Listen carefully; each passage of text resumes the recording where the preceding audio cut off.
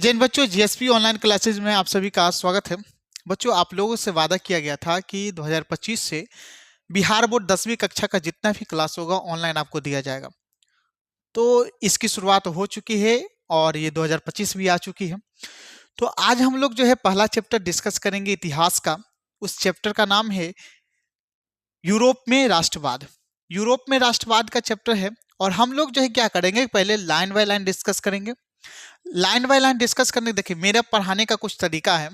मेरा पढ़ाने का तरीका क्या है कि जो भी चैप्टर लेता हूँ उसमें जो है पहले लाइन बाय लाइन हम लोग डिस्कस करते हैं, लाइन बाय लाइन पढ़ते हैं, ठीक है। लाइन बाय लाइन पढ़ने के बाद जो है उससे जो भी ऑब्जेक्टिव प्रश्न बनता है उसका हम लोग जो है लिखते हैं, नोट बनाकर लिखते हैं। उसके बाद जो है हम लोग अभ्यास प्रश्न बनाते हैं, ठीक है। अभ्यास प्रश्न बनाते हैं। मेरा ये ऑफलाइन में भी पढ़ाने का तरीका है और ऑनलाइन में भी इसी तरह पढ़ाया जाएगा। अभ्यास प्रश्न बनाएंगे। अभ्यास प्रश्न में आपका जो है अभ्यास प्रश्न में वस्तुनिष्ठ आ जाता है, शॉर्ट क्वेश्चन आ जाता है, लॉन्ग क्वेश्चन आ जाता है, ये सभी चीज का हम लोग लिखते हैं। लिखने के बाद जो है तो फिर हम लोग टेस्ट देते हैं। तो इस प्रकार से हम जो है आर्ट्स विषय अपने बच्चों को अपने जीएसपी संस्थान जीनियस स्टडी पॉइंट में पढ़ाते हैं। तो ऑनलाइन भी इसी तरह आपको पढ़ाया जाएगा, ठीक है। तो चलिए आज हम लोग जो है पहले चैप्टर की शुरुआत कर देते हैं और उस चैप्टर का नाम है यूरोप में राष्ट्रवाद, ठीक है। सबसे पहला नंबर की आपको पता होना चाहिए कि जो राष्ट्रवाद की भावना है वो कहाँ से आया था, तो यूरोप से आया था। क्योंकि यूरोप के द्वारा ही जो है बहुत सारे क्षेत्रों पर उपनिवेशवाद की स्थापना किया गया था और राष्ट्रवाद की भावना भी जो है यूरोप से आया था। तो इसी के बारे में हम लोग डिस्कस करेंगे। तो कह रहा है यहाँ पर लाइन बाय लाइन पढ़ते हैं कि राष्ट्रवाद आधुनिक विश्व की राजनीतिक जागृति का प्रतिफल है। यह एक ऐसी भावना है जो किसी विशेष भौगोलिक, सांस्कृतिक या सामाजिक परिवेश में रहने वाले लोगों में एकता की वाहक बनती है। राष्ट्रवाद क्या है? तो राष्ट्रवाद एक ऐसी भावना है, राष्ट्रवाद एक ऐसी भावना है जो किसी विशेष भौगोलिक मतलब किसी विशेष एरिया या सामाजिक परिवेश में या विशेष सामाजिक परिवेश में रहने वाले लोगों को एकता के भावना से जोड़ता है। तो आप सिंपल सी भाषा में राष्ट्रवाद की परिभाषा दे सकते हैं कि राष्ट्रवाद एक ऐसी भावना है जिसके तहत जो लोग हैं वो एकता के सूत्र में बंधता है। एकता के सूत्र में क्या होता है? बंधता है। आगे बोल रहा है कि राष्ट्रवाद की भावना का बीजारोपण यूरोप में पूर्ण जागरण काल से ही हो चुका था। तो आपसे यहाँ पर प्रश्न बन सकता है कि राष्ट्रवाद का उदय जो है कहाँ से हुआ? तो राष्ट्रवाद का उदय जो है आपका यूरोप से हुआ। राष्ट्रवाद के उदय कहाँ से हुआ? तो यूरोप से हुआ। और किस काल से? तो पुनर्जागरण काल से। किस काल से? पुनर्जागरण काल से, ठीक है। दो प्रश्न बना कि राष्ट्रवाद के उदय कहाँ से हुआ? तो यूरोप से हुआ। और किस काल से हुआ? तो पुनर्जागरण काल से हो चुका था, ठीक है। परंतु 1789 ईस्वी में फ्रांसीसी क्रांति से यह उन्नत रूप प्रकट हुई। तो यहाँ पर एक और प्रश्न बनता है कि फ्रांसीसी क्रांति कब हुई थी? तो फ्रांसीसी क्रांति जो है 1789 ईस्वी में हुई थी। फ्रांसीसी क्रांति कब हुई थी? 1789 ईस्वी में जो है फ्रांसीसी क्रांति हुई थी और ये राष्ट्रवाद की भावना को और व्यापक रूप में बढ़ा दिया। ये राष्ट्रवाद की भावना को क्या कर दिया? और व्यापक रूप में बढ़ा दिया। कह रहा है कि 19वीं शताब्दी में तो यह उन्नत एवं आक्रामक रूप में सामने आई। इसके कारण भी यथेष्ट थे और परिणाम भी युगांतकारी थे। ये जो राष्ट्रवाद की भावना है, पहला नंबर जो है पूर्ण जागरण काल से ही हो चुका था। पूर्ण जागरण काल जो है जो 1789 का फ्रांसीसी क्रांति, उससे पहले के काल को जो है पूर्ण जागरण काल हो जाएगा, ठीक है। तो लेकिन जो 1789 ईस्वी का फ्रांसीसी क्रांति हुआ था वो जो है उसमें राष्ट्रवाद जो है बहुत और व्यापक रूप से आने लगा। और 19वीं शताब्दी में तो इतना व्यापक रूप से आ गया राष्ट्रवाद कि अधिकतर देश को आज़ादी मिल गई, जिसके तहत जो है भारत को भी आज़ादी मिली, हमारे प्रिय भारत देश को भी आज़ादी मिल गई। और इसका जो है मतलब कारण भी बहुत बड़ा था राष्ट्रवाद के आने का, और इसका परिणाम भी जो है बहुत ही व्यापक बेहतर तरीके से पड़ा समाज के ऊपर, हमारे विश्व के ऊपर। कह रहा है आगे कि यूरोप में राष्ट्रीयता की भावना के विकास में फ्रांस की राजक्रांति तत्पश्चात नेपोलियन के आक्रमणों ने महत्वपूर्ण योगदान दिया। फ्रांसीसी क्रांति ने राजनीति को अभिजात्य वर्गीय परिवेश से बाहर कर उसे अखबारों, सड़कों और सर्वसाधारण की वस्तुओं बना दिया। आगे कह रहा है कि यूरोप के कई राज्यों में नेपोलियन के अभियानों द्वारा नवयुग का संदेश पहुंचा। नेपोलियन ने जर्मनी और इटली के राज्यों को भौगोलिक नाम की परिधि से बाहर कर उसे वास्तविक और राजनीतिक रूपरेखा प्रदान की, जिससे इटली और जर्मनी के एकीकरण का मार्ग प्रशस्त हुआ। दूसरी तरफ नेपोलियन की नीतियों के कारण फ्रांसीसी प्रभुता और आधिपत्य के विरुद्ध यूरोप में देशभक्ति विक्षोभ भी जगा। नेपोलियन के पतन के बाद यूरोप की विजय शक्तियां ऑस्ट्रिया की राजधानी वियना में 1815 में एकत्र हुई, जिसका उद्देश्य यूरोप में पुनः उसी व्यवस्था को स्थापित करना था जिसे नेपोलियन के युद्धों द्वारा विजय अस्त व्यस्त कर दिया गया था। हुआ क्या कि पहला नंबर कि नेपोलियन कहाँ का शासक था? तो नेपोलियन जो है फ्रांस का शासक था। नेपोलियन कहाँ का शासक था? फ्रांस का शासक था। और नेपोलियन क्या किया कि अगल बगल के प्रदेशों पर इतना युद्ध मतलब कब्जा किया। कब्जा करने के बाद अधिकतर देश में जो है क्या कहते हैं उसका राजनीतिक और भौगोलिक परिधि से बाहर कर उसको वास्तविक राजनीतिक रूपरेखा प्रदान किया। प्रदान करने के बाद जो है नेपोलियन जो बहुत सारी नीति लाई और जिससे जो है उसके अंतर्गत उस मतलब नेपोलियन के समय में जो है यूरोप में राष्ट्रवाद की भावना बहुत तेजी से बढ़ने लग गया। जब नेपोलियन के पतन हुआ 1789 ईस्वी में, आप कहिए सर कि मतलब उस समय जो है नेपोलियन के समय में राष्ट्रवाद की भावना क्यों बढ़ने? तो नेपोलियन की नीति ऐसी थी कि लोगों के अंदर राष्ट्रवाद की भावना बढ़ना चालू हो गया। नेपोलियन का पतन 1789 ईस्वी के फ्रांसीसी क्रांति से हुआ था। उसके बाद जो है क्या हुआ कि वहां पर जो है जब 1789 के फ्रांसीसी क्रांति के समय के बाद जो है वहां पर साम्राज्यवादी शासन खत्म हो गया। जैसे फ्रांस में यूरोप में जो है राजाओं का प्रभुत्व खत्म हो गया, तो सभी लोग जो वहां पर के अलग अलग देश जो ऑस्ट्रिया हो गया, उसका फ्रांस हो गया, जर्मनी हो गया, इटली हो गया, इस सभी देश जो है आपस में मिलकर फिर से पुनः पहले जैसे ही व्यवस्था लागू करने के लिए एक सम्मेलन बुलाया जिसका नाम था वियना सम्मेलन। क्या नाम था? वियना सम्मेलन 1815 ईस्वी में। तो प्रश्न यहां से बार बार पूछा जाता है कि वियना सम्मेलन कब और कहां हुआ था? तो याद रखिएगा कि जो वियना सम्मेलन है ना, ये वियना सम्मेलन है, ये 1815 ईस्वी में हुआ था। ठीक है, कब हुआ था? 1815 ईस्वी में हुआ था। और ये जो वियना है, ये वियना क्या है? ये वियना जो है ऑस्ट्रिया की राजधानी है। किसकी राजधानी है? ऑस्ट्रिया की राजधानी है। ठीक है, याद रखिएगा। वियना सम्मेलन कब हुआ था? तो 1815 ईस्वी में। और वियना किसकी राजधानी है? तो ऑस्ट्रिया की राजधानी है। और इस सम्मेलन के तहत जो है जो नेपोलियन के पतन हुआ था ना, तो यूरोपीय विजय शक्ति जो क्या किया कि पुनः उसी व्यवस्था को स्थापित करने की कोशिश किया जो नेपोलियन के युद्ध और विजयों ने अस्त व्यस्त कर दिया था। मतलब ये कि पुनः जो है यूरोप में राजशाही शासन व्यवस्था, साम्राज्यवादी शासन व्यवस्था स्थापित करने की कोशिश किया जाने लगा। किस सम्मेलन के तहत? तो वियना सम्मेलन के तहत, जो कि 1815 ईस्वी में हुआ था।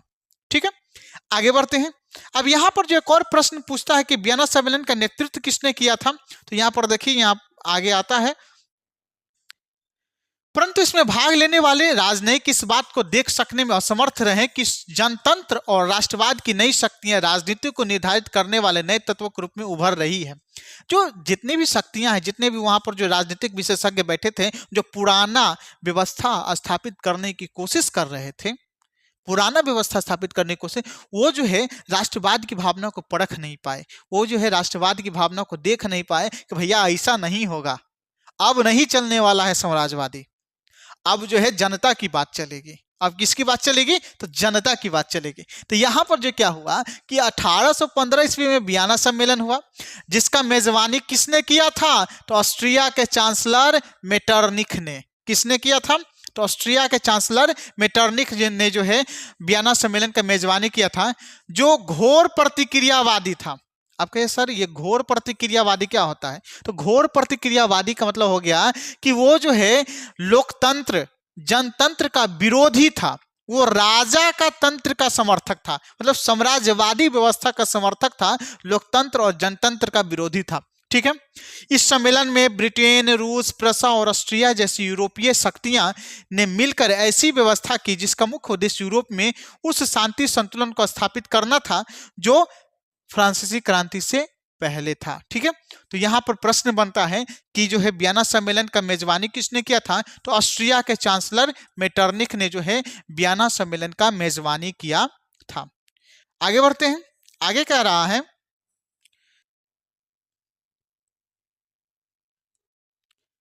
ये देखिए ये जो है मेटरनिक साहब है, ये जो पूरा घोर प्रतिक्रियावादी था। क्या था? घोर प्रतिक्रियावादी था।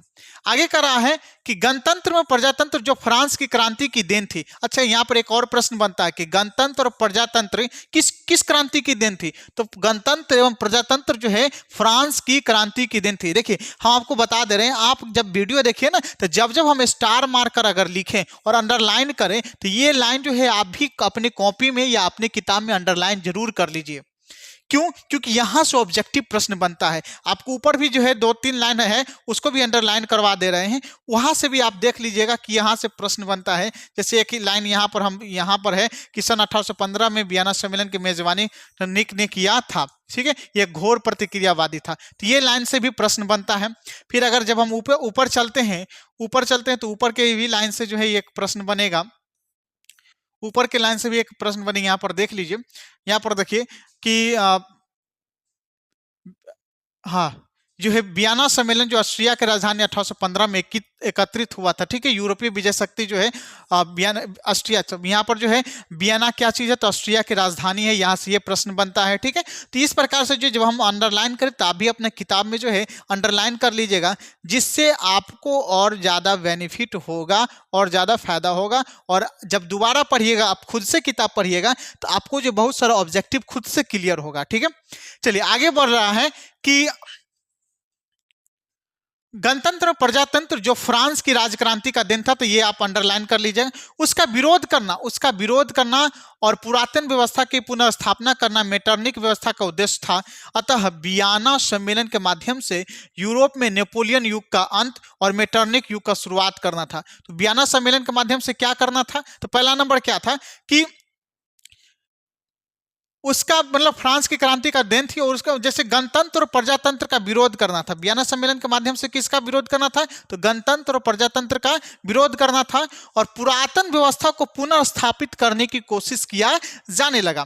तो आपसे अगर प्रश्न पूछा जाएगा कि वियना सम्मेलन का मुख्य क्या काम हुआ, वियना सम्मेलन का क्या प्रभाव हुआ, तो वियना सम्मेलन का प्रभाव क्या हुआ कि नेपोलियन युग का अंत हो गया। ठीक है, यहां पर लिखिएगा, देखिए ये अंडरलाइन कर लीजिएगा कि अतः वियना सम्मेलन के माध्यम से यूरोप में नेपोलियन युग का अंत हो चुका था और मेटरनिक युग का शुरुआत हो गया। किसका शुरुआत हो गया? तो नेपोलियन युग का अंत हो गया और मेटरनिक युग का शुरुआत हो गया। उसी प्रकार जो है इटली पर अपना प्रभावित स्थापित करने के लिए मेटरनिक उसने कई राज्यों में विभाजित कर दिया। और इटली को क्या कर दिया गया? इटली को कई राज्यों में विभाजित कर दिया। और कौन कौन राज्य में? तो सिसिली और नेपल्स प्रदेश बुर्बो वंश के सम्राट फर्डिनेंड को दे दिया गया, और रोम और उसके आसपास के राज्यों को पोप को सौंप दिया गया। जब वियना सम्मेलन हुआ तो वियना सम्मेलन में जो है इटली को जो है ना कई राज्यों में विभक्त कर दिया। तो आपसे प्रश्न पूछा जाएगा कि इटली को कितने राज्यों में विभक्त? देखिए, इटली पर अपना प्रभाव स्थापित रखने के लिए मेटरनिक ने उसे कई राज्यों में विभाजित कर दिया। क्या किया? तो सिसिली और नेपल्स के प्रदेश को किसको दे दिया? तो बुर्बो वंश के सम्राट फर्डिनेंड को दे दिया गया। तो यहाँ पर प्रश्न कैसे पूछा जाता है? तो प्रश्न ये पूछा जाता है कि फर्डिनेंड जो है किस वंश से संबंधित है? तो बुर्बो राजवंश से। फर्डिनेंड किस राजवंश से संबंधित है? तो बुर्बो राजवंश से। तो सिसिली और नेपल्स किसे दे दिया गया था? तो फर्डिनेंड को दे दिया गया था। उसके बाद रोम, उसके बाद कौन क्या चीज? तो उसके बाद जो है रोम, आपका रोम और उसके आसपास के राज्य किसको सौंप दिया गया? तो पोप को सौंप दिया गया है। रोम और उसके आसपास के राज्य को किसे सौंप दिया गया है? तो पोप को सौंप दिया गया था। ठीक है, उसके बाद जो है यहां पर आगे कह रहा है कि यहां पर जो है लैम्बार्डी, किसका? लैम्बार्डी और वेनेशिया पर ऑस्ट्रिया प्रभुता कायम रहा। कितना चरणों में तोड़ दिया? 2-3 चरणों में तोड़ दिया। सिसिली और नेपल्स किसको दे दिया? तो बुर्बो राजवंश के सम्राट फर्डिनेंड को। रोम किसको दे दिया? रोम और उसके आसपास के क्षेत्र पोप को दे दिया। उसके बाद लैम्बार्डी और वेनेशिया पर ऑस्ट्रिया का अधिकार रहा। ठीक है, आगे बोल रहा है कि परमा, मोडेना और टर्कनी के प्रांत हैब्सबर्ग राजवंश को दे दिया गया। जेनेवा और सोर्निया पिडमॉन्ट के राज्य में सम्मिलित कर दिए गए। ठीक है, आगे कह रहा है जर्मनी में 39 रियासतों का संघ कायम रहा, जिस पर अप्रत्यक्ष रूप से ऑस्ट्रिया का अधिकार स्थापित किया गया तथा हर संभव प्रयास किया गया कि उनसे राष्ट्रीयता की भावना नहीं जगे। मेटरनिक ने फ्रांस में भी पुरातन व्यवस्था की पुनर्स्थापना की। इस तरह वियना सम्मेलन प्रतिक्रियावादी शक्तियों की विजय थी, लेकिन यह व्यवस्था अस्थायी साबित नहीं हुई और जल्द ही यूरोप में राष्ट्रीयता भावना का प्रसार हुआ, जिससे यूरोप के लगभग सभी देश प्रभावित हुए। क्या हुआ कि वियना सम्मेलन में पुरातन व्यवस्था स्थापित किया जाना तो था, लेकिन पुरातन व्यवस्था स्थापित किए जाने के साथ साथ एक और मुद्दे पर ध्यान दिया गया कि यूरोप में जो है राष्ट्रवाद की भावना फिर से नहीं पनपे। उस क्रम में क्या किया गया कि उस क्रम में जो है इटली को कई क्षेत्रों में तोड़ दिया गया, जिसमें सिसिली और नेपल्स जो है बुर्बो राजवंश के राजकुमार फर्डिनेंड को दे दिया गया, रोम जो है आपका पोप को दे दिया गया, और भी क्षेत्र को अलग अलग क्षेत्रों में अलग अलग राजवंश को दे दिया गया। उसी प्रकार जर्मनी को कितने प्रदेशों में तोड़ा गया, तो आप याद रखिएगा कि जो है वियना सम्मेलन के तहत जर्मनी को 39 रियासतों संघ में रखा गया। कितना रियासत संघ में, तो 39 रियासत संघ में रखा गया। और यह भी हर संभव प्रयास किया गया कि जो है यूरोप में राष्ट्रवाद की भावना का उदय नहीं हो। लेकिन क्या है ना कि एक बार जब राष्ट्रवाद की भावना का उदय हो जाता है तो उसको कोई रोक नहीं सकता है, उसको कोई टोक नहीं सकता है। तो यहां पर भी वही हुआ कि यूरोप में राष्ट्रवाद की भावना का तो बीजारोपण हो ही चुका था। कितना भी कोशिश करने के बाद भी जो है वहां पर जो है राष्ट्रवाद की भावना का उदय हो ही गया, राष्ट्रवाद आ ही गया और लोकतंत्र भी आ गया, जिससे पूरा यूरोप और यूरोप के साथ साथ पूरा वर्ल्ड प्रभावित हुआ। तो इस प्रकार से ये पहला लेक्चर था। अगर आपको वीडियो अच्छा लगा हो तो लाइक कीजिएगा, और इसी प्रकार से आप जो है प्रत्येक दिन हिस्ट्री का भी अभी चलेगा, हिस्ट्री, ज्योग्राफी, पॉलिटी सभी सब्जेक्ट का लेक्चर आते रहेगा। फिर मिलते हैं नेक्स्ट वीडियो में। जय हिंद।